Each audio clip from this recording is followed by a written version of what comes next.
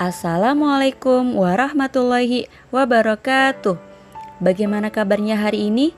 Alhamdulillah, luar biasa, tetap semangat, Allahu Akbar.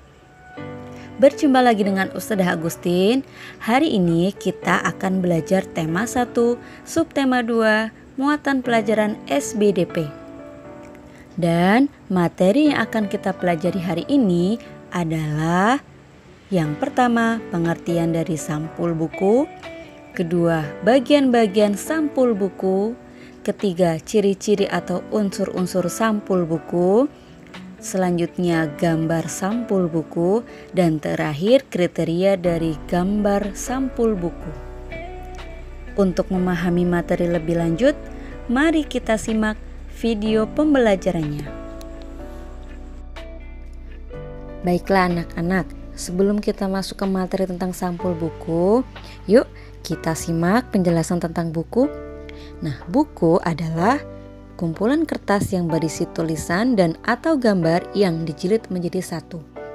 Buku sendiri bisa kita bagi menjadi dua bagian. Yang pertama adalah bagian luar. Nah, pada bagian luar ini terdiri dari sampul buku. Kemudian bagian dalam yang terdiri dari isi buku itu sendiri. Ketika kita membaca buku, maka kita akan melihat adanya sebuah gambar cerita dengan beberapa tulisan di bagian buku tersebut. Tulisan dan gambar yang terdapat di halaman terdepan pada sebuah buku disebut dengan cover atau sampul buku. Sampul buku adalah bagian terluar dari sebuah buku yang terdiri dari 3 bagian, yaitu bagian depan, belakang, dan punggung buku. Jadi dapat kita ketahui bersama bahwa sampul buku atau cover itu terdiri dari 3 bagian tadi. Yang pertama yaitu bagian depan, bagian punggung buku, kemudian yang terakhir bagian belakang buku. Yang pertama kita akan bahas dari bagian depan sampul buku. Nah, pada bagian depan sampul buku ini terdiri dari beberapa konten atau isi. Yang pertama yaitu ada judul buku, kemudian nama penulis, selanjutnya nama penerbit, dan gambar yang mewakili isi buku itu. Nah, pada bagian depan sampul buku ini, hal yang terpenting adalah judul. Karena judul ini menggambarkan sekilas dari isi keseluruhan buku. Yang kedua adalah bagian punggung buku. Nah, pada bagian punggung buku ini terdiri dari judul buku, nama penulis, dan logo penerbit. Dan terakhir, pada bagian sampul buku adalah bagian belakang. Pada bagian belakang ini terdiri dari sinopsis, kemudian ISBN. Nah, ISBN ini menunjukkan bahwa buku tersebut dapat digunakan secara umum atau secara komersial. Kemudian yang terakhir ada identitas penerbit. Nah, pada sampul buku bagian belakang ini, hal yang terpenting di sini adalah sinopsis. Karena sinopsis merupakan ulasan buku.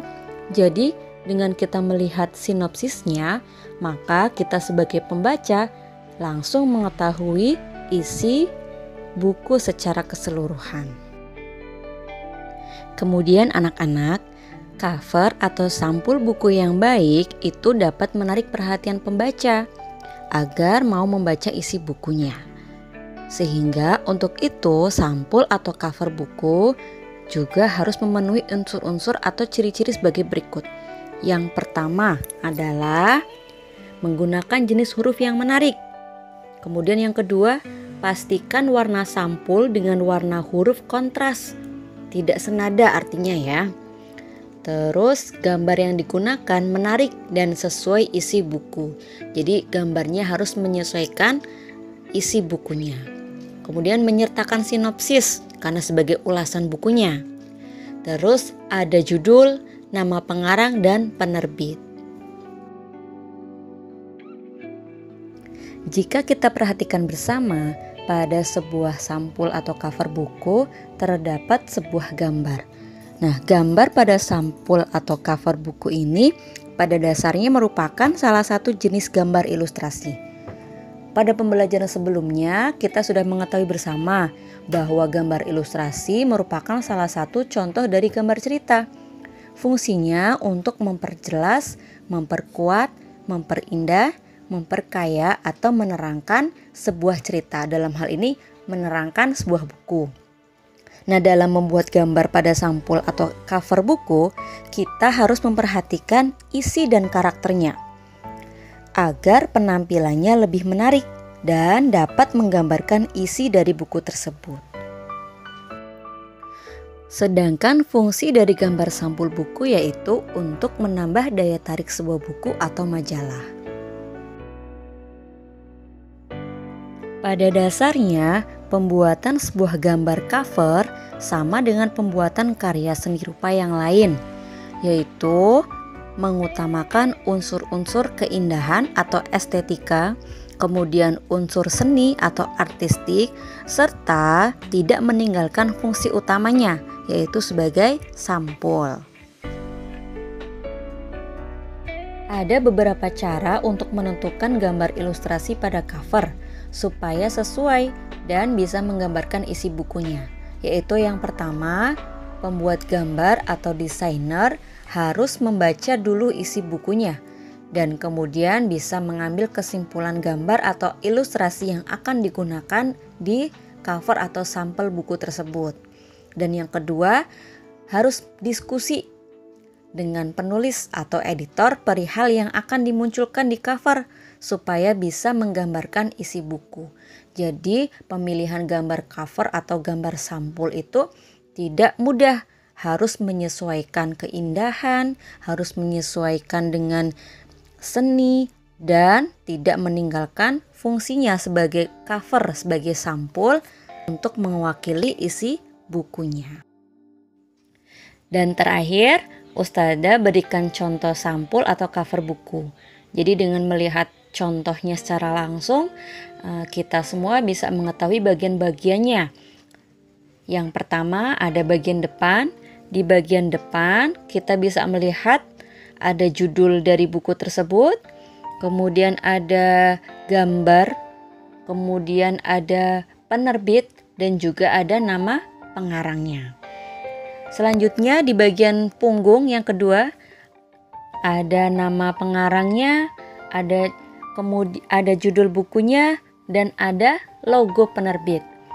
Dan yang terakhir di bagian belakang kita bisa melihat juga ada sinopsisnya, kemudian ada identitas penerbit, dan ada ISBN. Jadi menunjukkan bahwa buku tersebut dapat digunakan secara komersial. Seperti itu ya anak-anak. Kita hari ini sudah belajar bersama tentang sampul atau cover buku. Demikianlah pembelajaran kita hari ini. Semoga dengan kita menyimak tayangan video tadi, kita dapat mengetahui tentang sampul dan sebagainya. Semoga bermanfaat.